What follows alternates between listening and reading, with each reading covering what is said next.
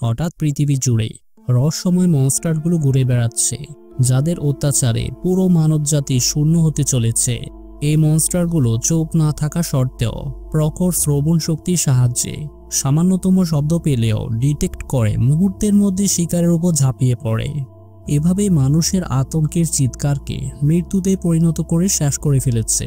পুরো শহরের ভেতরে শুধুমাত্র বেঁচে আছে একটি পরিবার, যারা এই দানবগুলোর সাথে লড়াই করে সার্ভাইভ করে যাচ্ছে।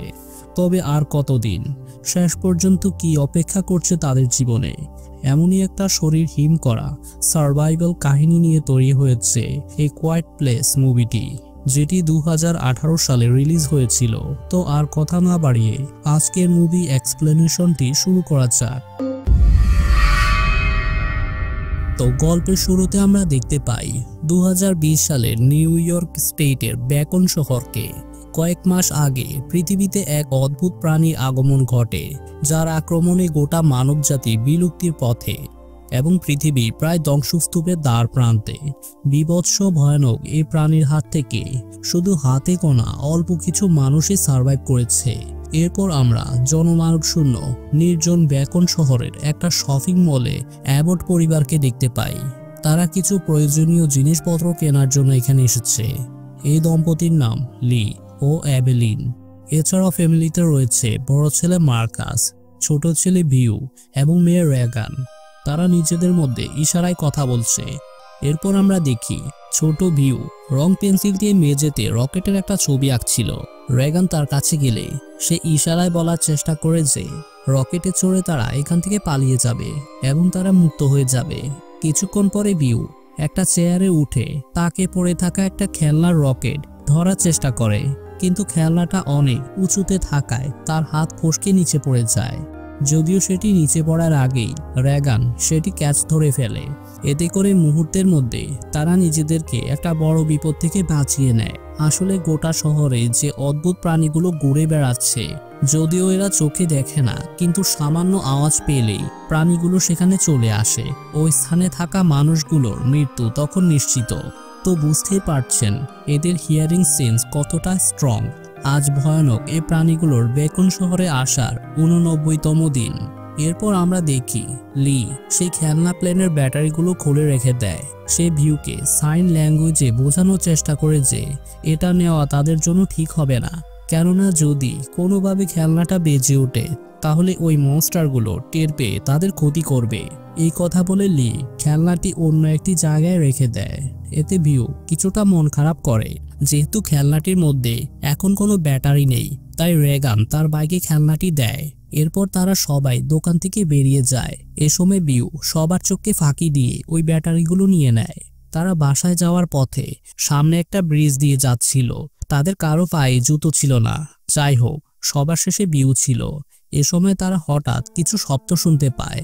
তারা দেখে ভিউ তার খেলনার রকেটে ব্যাটারি লাগিয়ে অন করেছে। লি দ্রুত ছুটে যায় তার ছেলেকে বাঁচাতে। ঠিক তখনই আওয়াজ পেয়ে একটা মনস্টার ভিউর সামনে চলে আসে এবং তাকে উঠিয়ে নিয়ে যায়। লি তার ছেলেকে বাঁচাতে ব্যর্থ হয়। এভাবে কেটে যায় একটা বছর। যেহেতু ভয়ানক এই মনস্টারগুলো শব্দের সোর্সের মাধ্যমে সহজেই মানুষের অবস্থান খুঁজে পায়, তাই অ্যাবট পরিবার বাঁচার জন্য তাদের চলাচলের রাস্তায় বালি দিয়ে ঢেকে দিয়েছে, যাতে চলাচলের সময় কোনো শব্দ না হয়। এমনকি ঘরের মেঝেতে তারা কাদার মতো কিছু জিনিস বিছিয়ে নিয়েছিল, যাতে কোনো জিনিসপত্র নিচে মেঝেতে পড়ে গেলেও আওয়াজ না হয়। লি তার রুমে থেকে সিসিটিভি ক্যামেরায় সবকিছুর ওপর নজর রাখছিল। সে মনস্টারদের ওপর রিসার্চ করছিল। সে মনস্টারগুলোর উইকনেস খুঁজে বের করার চেষ্টা করছিল।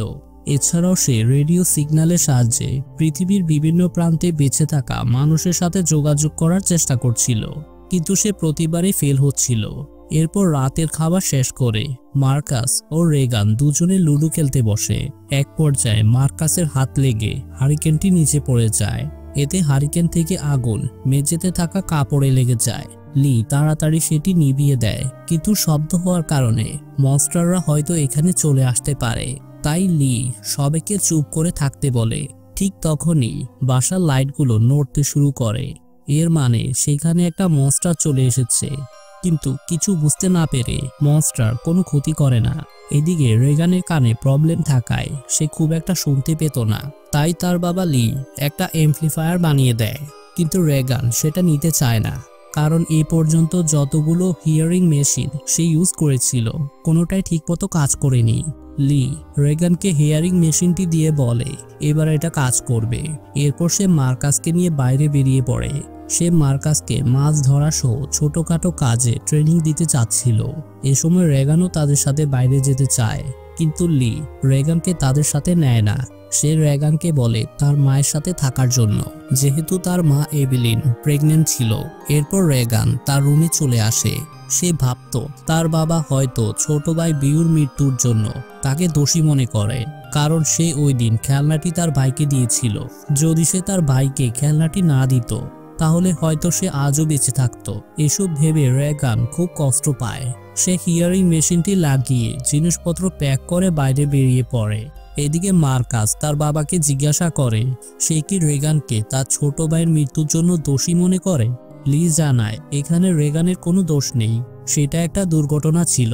এ সময় তারা দেখে জঙ্গলে একটা বৃদ্ধ লোকের পাশে একটা মহিলার লাশ পড়ে আছে, অর্থাৎ তাদের উপরে হয়তো মনস্টাররা অ্যাটাক করেছিল। বৃদ্ধ লোকটা নিজেকে সামলাতে না পেরে জোরে চিৎকার করে ওঠে। লি তার ছেলেকে নিয়ে দ্রুত গাছের আড়ালে লুকিয়ে পড়ে। তখনই একটা মনস্টার এসে বৃদ্ধ লোকটাকে ধরে মেরে ফেলে। এ সময় এভিলিন বেসমেন্টের দিকে যাওয়ার সময় সিঁড়িতে থাকা একটা কাঁটা তার পায়ে লেগে যায়। সে ব্যথায় শব্দ করতে না পারলেও তার হাতে থাকা ফটো ফ্রেমটি নিচে পড়ে যায়, এতে শব্দ হয়। এভিলিন কোনো রকমে পা থেকে কাঁটাটি বের করে এবং ঘরে থাকা ওয়ার্নিং রেড লাইটটি জ্বালিয়ে দেয়, যাতে বাইরে থাকা লি ও বাকিরা জানতে পারে সে বিপদে আছে। কিছু সময়ের মধ্যেই একটা মনস্টার সেখানে চলে আসে। মনস্টারটি তার শ্রবণ শক্তি দিয়ে এভিলিনকে খুঁজতে থাকে। লি ও মার্কাস বাসার কাছে আসতেই ওয়ার্নিং রেড লাইটটিকে জ্বলতে দেখে বুঝতে পারে যে এভিলিন বিপদে পড়েছে। এদিকে মনস্টারটি এভিলিনের খুব কাছাকাছি চলে আসছিল। ঠিক তখনই একটা অ্যালার্ম বেজে ওঠে। লি মার্কাসকে অভয় দেয়। সে তার হাতে আতশবাজি দিয়ে বলে দূরে গিয়ে এগুলো জ্বালিয়ে দাও, যাতে সে মনস্টারটি শব্দ পেয়ে বাসা থেকে বেরিয়ে যায়। এরপর লি তার হাতে থাকা বন্দুকটি নিয়ে তাড়াতাড়ি বাসার দিকে এগোতে থাকে। অন্যদিকে এভিলিনের ডেলিভারি পেইন ওঠে। সে প্রচন্ড কষ্টে বাথটবে ঢুকে বসে পড়ে এবং জোরে চিৎকার করে, কিন্তু তার চিৎকার আতশবাজির শব্দে চাপা পড়ে যায়। লি ততক্ষণে ঘরের ভেতরে চলে আসে এবং তার নবজাতক বাচ্চাকে দেখতে পায়। এদিকে রেগান ক্ষেতের পাশ দিয়ে বাসার দিকে যাচ্ছিল। এ সময় সেখানে সে মার্কাসের হাত থেকে পড়ে যাওয়া টর্চ লাইটটি দেখতে পায়। তার পেছনে একটা মনস্টারকে দেখতে পাওয়া যায়, কিন্তু সেটি কিছু বুঝতে না পেরে চলে যায়। রেগান টর্চ লাইটটি তুলে নেওয়ার সময় মার্কাস তার হাত ধরে ফেলে। সে বেশ ভয়ে ছিল।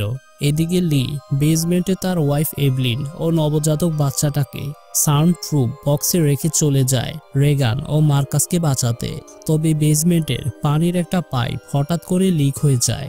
এতে বেসমেন্টের ভেতরে পানি ঢুকে পড়ে এবং শব্দ পেয়ে সেখানে একটা মনস্টার চলে আসে।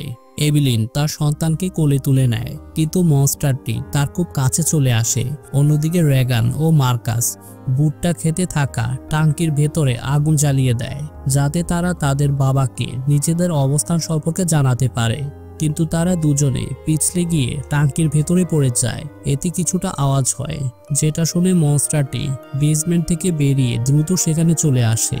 কিন্তু রেগানের হিয়ারিং মেশিনের হাই ফ্রিকোয়েন্সি শব্দ সহ্য করতে না পেরে মনস্টারটি সেখান থেকে চলে যায়। লি ফাইনালি তার ছেলে মেয়েদের খুঁজে পায়, কিন্তু বিপদ এখনো কাটেনি। সেখানে সে মনস্টারের উপস্থিতি ফিল করে, তাই সে তাদেরকে সেখানে পড়ে থাকা একটা ট্রাকে লুকিয়ে থাকতে বলে। এরপর লি একটা কোড়াল নিয়ে এগিয়ে যায়। মনস্টারটি তার খুব কাছে ছিল। লি মনস্টারটিকে কোড়াল দিয়ে আঘাত করতে যাবে, কিন্তু এর আগে মনস্টারটি লি এর ওপর অ্যাটাক করে দেয়। এতে লি আহত হয়ে যায়, যেটা দেখে মার্কাস চিৎকার করে ওঠে। মনস্টার তখন তাদের দিকে এগোতে থাকে।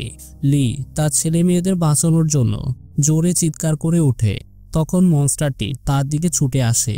এতে লি সেখানেই মারা যায়। কিন্তু লি মৃত্যুর আগে রেগানকে বলে যায় সে তাকে অনেক ভালোবাসে। এরপর মার্কাস ও রেগান দুজনে তাদের মায়ের কাছে চলে যায় এবং সবকিছু খুলে বলে। রেগান তার বাবার রিসার্চ করা জিনিসপত্রগুলো দেখতে থাকে। সে তার বাবা লিয়ের জন্য কষ্ট পায়। ছোট শিশুটা হঠাৎ কেঁদে ওঠে এবং বাসার বাতিগুলো অন অফ হতে শুরু করে। এ সময় একটা মনস্টার সেখানে চলে আসে। এভিলিন সেটির দিকে বন্দুক তাক করে। ঠিক তখনই রেগানের নজরে পড়ে তার বাবার করা রিসার্চ পেপারের ওপর, যেখানে লেখা ছিল এই মনস্টারগুলোর দুর্বলতা কি। রেগানের মনে পড়ে তার হিয়ারিং মেশিনের হাই ফ্রিকোয়েন্সির শব্দ মনস্টার সহ্য করতে পারে না। তাই সে তার অ্যাম্পলিফায়ার অন করে মাইকের সামনে রাখতেই সেটির হাই ফ্রিকোয়েন্সি থেকে আসা শব্দে মনস্টারটা দুর্বল হয়ে যায়। এই সুযোগে এভিলিন মনস্টারটিকে গুলি করে মেরে ফেলে। যদিও আওয়াজ পেয়ে বাকি মনস্টারগুলো তাদের বাড়ির খুব কাছাকাছি চলে আসে, কিন্তু তারা এখন জানে কিভাবে এই ভয়ানক মনস্টারকে প্রতিরোধ করতে হবে। তাদের চেহারায় সাহসী এক মনোভাব দেখতে পাওয়া যায়। আর এভাবেই শেষ হয়ে যায় অসাধারণ এই সিনেমাটি। বন্ধুরা, আমাদের আজকের মুভি এক্সপ্লেইন ভিডিওটি আপনাদের কেমন লেগেছে তা অবশ্যই আমাদের কমেন্ট করে জানাবেন। ভিডিওটি ভালো লাগলে অবশ্যই একটি লাইক ও শেয়ার করবেন। আমাদের চ্যানেলে ভিজিট করে চ্যানেলে থাকা এরকম আরও এক্সক্লুসিভ কন্টেন্টগুলো দেখতে পারেন। পরবর্তীতে আবারও ফিরে আসবো নতুন কোনো এক্সপ্লেইন ভিডিও নিয়ে। ততক্ষণ পর্যন্ত সবার সুস্বাস্থ্য কামনা করে আজ বিদায় নিচ্ছি। Good bye.